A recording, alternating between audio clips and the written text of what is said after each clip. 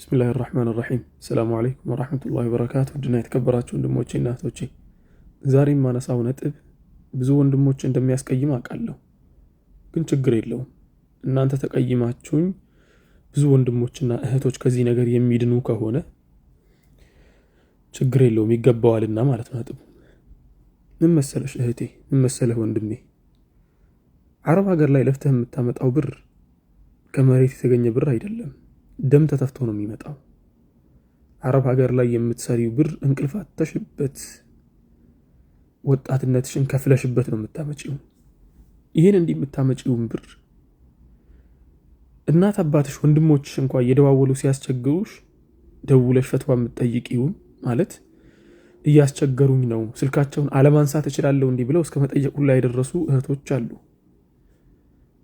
እንዲህ የሚያንገበግብሽን ብር የሆነ ሰው ልብሱን አስተካክሎ መጥቶ ቁጭ ብሎ ቁርአን አስቀራሻለሁ በሚል ስም ብቻ ሙፋጃአ እናድርገው ተብሎ አይፎን 17 እና ላፕቶፖችን እየሰበሰቡ ወደሱ መላክ ትክክል ነው ብዬ አላስብም የሚያስተምር ሰው ሊከፈለው ይገባል ወይ ተገቢ ክፍያ ቢከፈለው ምንም ችግር የለውም ተገቢ ክፍያ ቢከፈለው ግን በሙፋጃአ ስም አንቺ የምትጠቀሚው ሞባይል ሳምሰንግ A10 ሆኖ አፈር እየበላሽ ቀኑን ሙሉ እየለፋሽ ለሊቱን ግማሹን ሰርተሽ ያቺ ግማሿ ለሊት ብቻ ነው የምትተኛው ከዚያ በኋላ አንቺ እንዲህ እየለፋሽ ሳምሰንግ A30 ነው A50 የሚባለው ነው የምትይዥው አንቺ እሱ ደግሞ ምንም ነገር ሳይሰራ የሆነ 20 ደቂቃም 30 ደቂቃም አንድ ሰዓትም ዙም ላይ ገብቶ ቴሌግራም ላይ ገብቶ የሆነ ነገር ያስተምራል ለዚያውም ደግሞ በስርዓት የሚያስተምሩትን በጣም ጥቂቶች ናቸው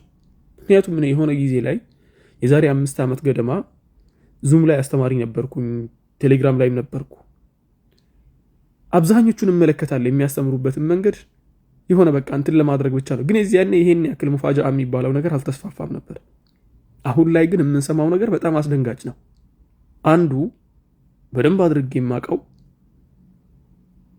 ኦንላይን ሲመጣ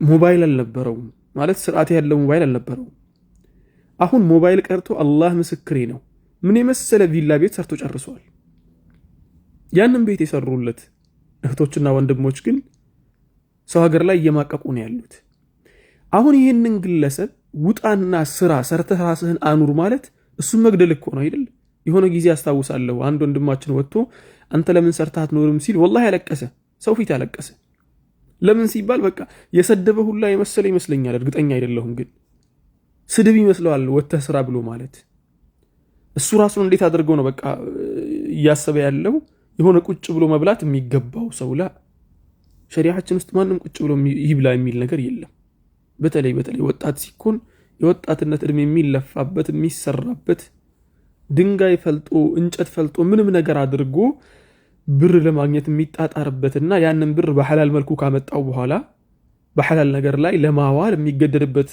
እድሜ ነው በዚህ እድሜ ላይ ያሉ ወጣቶችን ጡረተኛ አድርጋችሁ ሙፋጃአ ነው እያላችሁ አይፎን ስትገዙላቸው አይፓድ ስትገዙላቸው ምን ስትገዙላቸው አንዴ መኪና ስትገዙ አንዴ ቤት ስትገዙ እድሜ ልካችሁን ሰው ሀገር ትማቃላችሁ የሚያሳዝነው ነገር ግን እንዲህ ለፍታችሁ ገዝታችሁ ወላሂ የሚያመሰግን ሰው የለም ሜይቢ ዛሬ በዚያ ሞቅታ ላይ ሊያመሰግን ይችላል አመሰግናለሁ ሊል ይችላል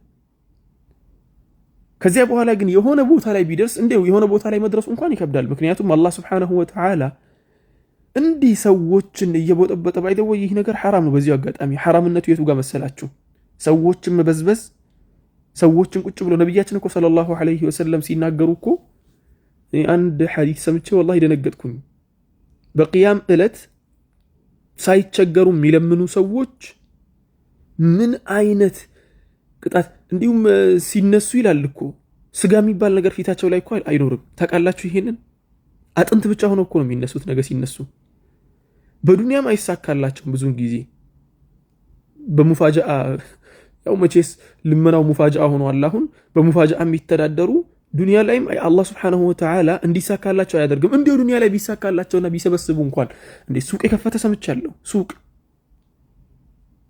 ሱቅ ምናምን ከፍቶ እንትን ያለ ሰው አላህን እንፍራ እህቶቼ ወንድሞቼ ሙፋጃአ እያላችሁ ብር የምትሰበስቡ አላህን እየፈራችሁ አንድ ግለሰብ የሚያስተምርበት ብር የሚከፈለው ከሆነ ለምሳሌ ያክል አሁን 10 ተማሪ ካለውና ከ10ሩ ተማሪ የተወሰነ ብር ወስዶ ያ የተወሰነው ብር የሚያስተምርበት ብር ከሆነው ተግባባን የሚያስተምርበት ብር ከሆነው ከዚያ ውጪ ያለውን ሙፋጃአ በሚል በአመቱ መጨረሻ ላይ መሰብሰቡ ምን አመጣው? ስለዚህ እህቴ አንድ ደግሞ ግልጽ አውጥቼ የምናገረው የሆነ ነጥብ አለኝ። ይቅርታ አድርጉልኝ። ይሄን ነጥብ ስናገር ግልጽ መሆን ስላለበት ነው። ይሄ ግለሰብ ጥሩ የአላህ ባሪያ ነው፣ ትዳር ይሆነኛል ብለሽ የምታስቢ ከሆነ ላ ልክ እንደ ቲክቶክ ጊፍተሮች፣ ስለ ጊፍተሮች በጣም ሲወራ ነበር ሰሞኑን ቲክቶክ ላይ በጣም የሆነ ልጅ አለ ይሄን ነገር የሚሰራና ጊፍተሮች ምን እንደሆኑ እንዴት ምን ያህል ሲሸወዱ እንደነበር ሁላ ይናገራልና ምን አለ አንደኛው ጊፍተር መጥቶ የሆነችን ልጅ ወይ ደግሞ የሆነ ልጅ ይደግፋል። በስንት ነው የሚደግፈው? እስከ $200,000 አውጥቶ ያው አረብ ሀገር ላይ ያው ኖርማል ነው ይሄ አውጥቶ ይደግፋል። በቃ $200,000 የሚያክል ለሱ ብሎ ኢንቨስት ያደርግና ልክ የሱ ብር እያለቀ ወይ ደግሞ የሷ ብር እያለቀ ሲመጣ ቲክቶከሩ ሌላ ደጋፊ ሌላ ጊፍተር እየፈለገ ይመጣል። ልክ እንደዚያ ነው የምትሆኑት እናንተ። የእናንተ ሙፋጃአ እየቀጠነ ሲመጣ መቼም ያው እናንተ የምትሰሩት የአልዓሙዲ ቢዝነስ አይደለም፣ ሰው ቤት ነው አይደለም የሚሰራው። ሰው ቤት ሲሰራ ደግሞ ብሩ ያልቃል። ብሩ እያለቀ ሲመጣ ሌላ ጊፍተር ይመጣል አዲስ። ሌላው ባለ ሙፋጃአ ይመጣና የእናንተን ቦታ ተክቶ ሙፋጃአ እየሰጠ ሶስተኛ ይፈልጋል፣ ባለ ሙፋጃአ ማለት ነው።